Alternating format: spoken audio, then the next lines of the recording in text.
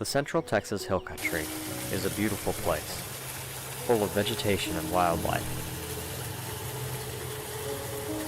Fish swim the meandering creeks and rivers.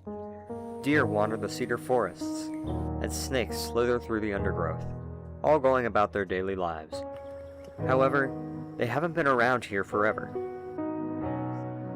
This landscape has been molded by the forces of nature across the ages, and it was once inhabited by a very different set of creatures.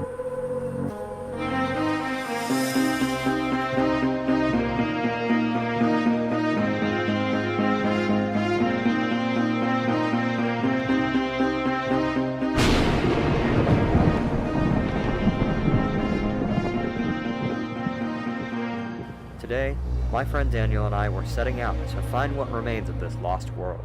We would find it here, just off the highway at the South San Gabriel River, with a pack filled with supplies for catching and releasing modern wildlife, and eyes sharp for any signs of life, modern or extinct. We made our way down the bridge and started to walk to some extraordinary trace fossils. We hiked upriver for 30 minutes or so, stopping to take in the sights and the brilliant wildlife of the area. Along the way, we began seeing the first signs of a world long gone. Ancient seashells embedded outcrops and overhangs that made up the sides of the riverbed. These shells once lived in the shallow water's edge of a newly forming western interior seaway, an extension of the modern Gulf of Mexico that would go on all the way up through modern-day Kansas and beyond, splitting North America in two.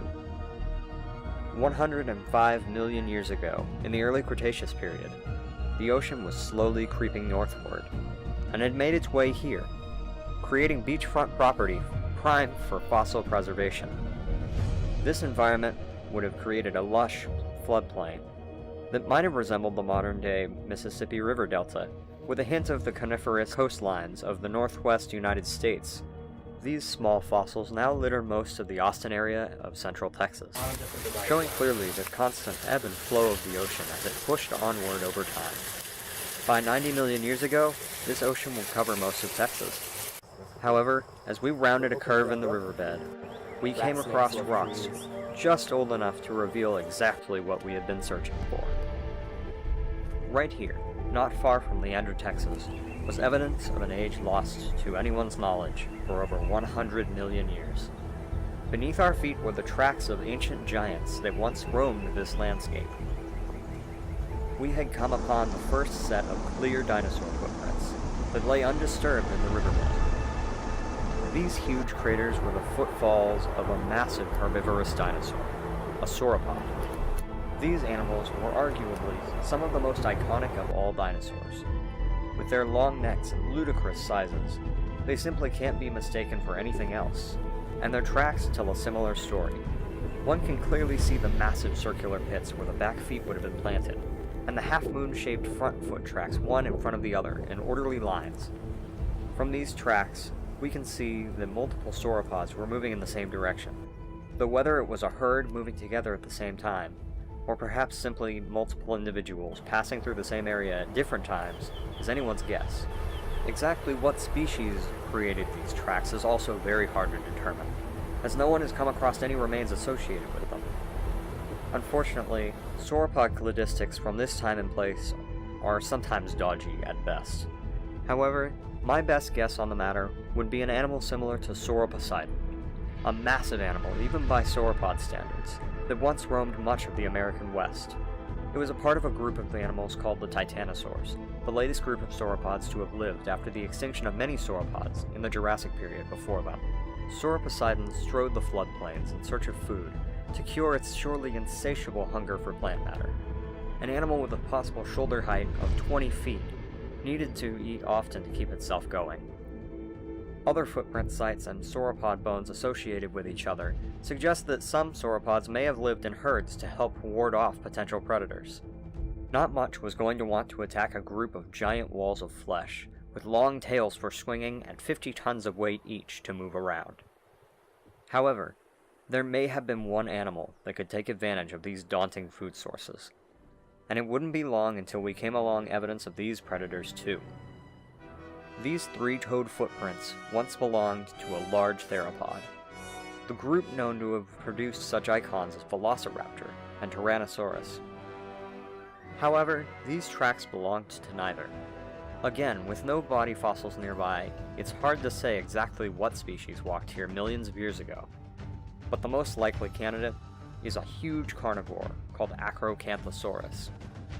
This large relative to animals like the more famous Allosaurus and Carcharodontosaurus is easily distinguishable by its unique skull shape and the tall ridge running down the length of its back. The function of this structure as yet is unknown. It may have been a place for strong muscle attachments to go, or perhaps it was brightly colored for display. What we can tell is that it was huge, only slightly smaller than your average T-Rex, at 35 to 40 feet long, about as long as a school bus. One day in the early Cretaceous, one individual strolled along here, possibly keeping its eye on sauropods down the beach from it, though whether the prints were made at the same time is also hard to tell. Other tracks also litter the riverbed, though they aren't always as easy to distinguish. Other possible members of this floodplain ecosystem making tracks here included a herbivorous iguanodon, like Tenontosaurus, and a feathered dromaeosaur, or raptor dinosaur, like Deinonychus, though both these tracks are spotty at best, if in existence at all. Given their light weight in comparison to behemoths like Sauroposeidon, it's not surprising that these tracks aren't very well preserved.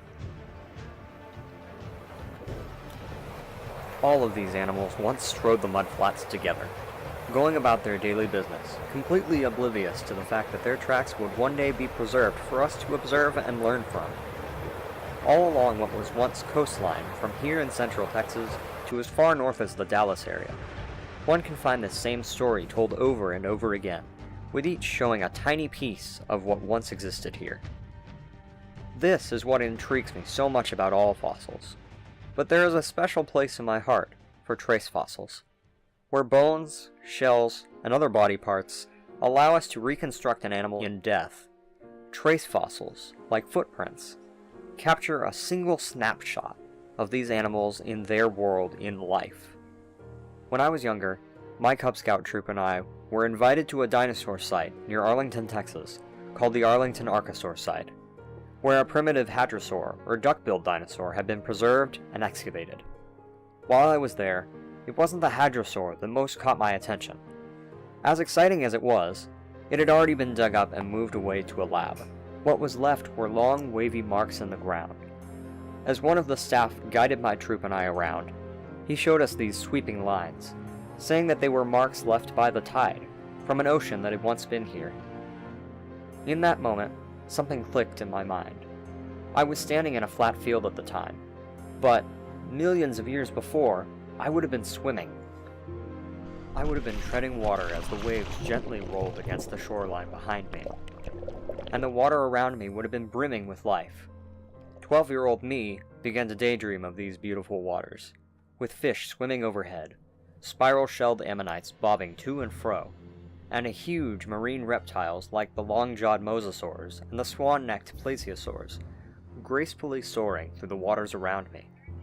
As Daniel and I now marveled over these simple imprints, this same feeling of ecstasy came over me as I realized that, 105 million years ago, a group of long-necked behemoths ambled along the edge of a lush conifer forest in their endless search for food, perhaps tailed by a massive three-toed predator that stalked along the shore of what would have seemed to be an endless expanse of ocean before us, unknowingly destined to leave a living legacy, carved in stone.